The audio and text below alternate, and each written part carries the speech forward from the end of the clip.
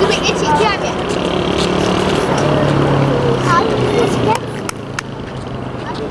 9 yaşındayım. Adım Ömer Attap. Filistin için, Gazze için, Sumut filosu için. Burada konuşma yapacağım. Bir de mahalle içinde yürüyeceğiz. Sevgili kardeşlerim, hepiniz hoş geldiniz. Burada bulunmamızın sebebi Filistinli kardeşlerimize ve haksız yere alıkonulan Sumut filosundaki kardeşlerimiz içindir.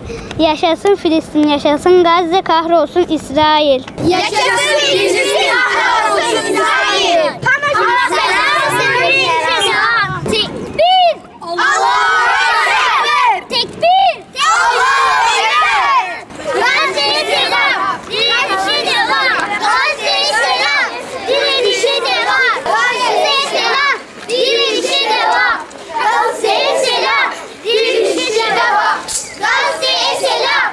Direnişe devam! Sana yardım et, Kassam'a güç ver, Gazze'ye yardım et. Amin. Allah'ın izniyle Gazze'ye gidecek inşallah. Amin.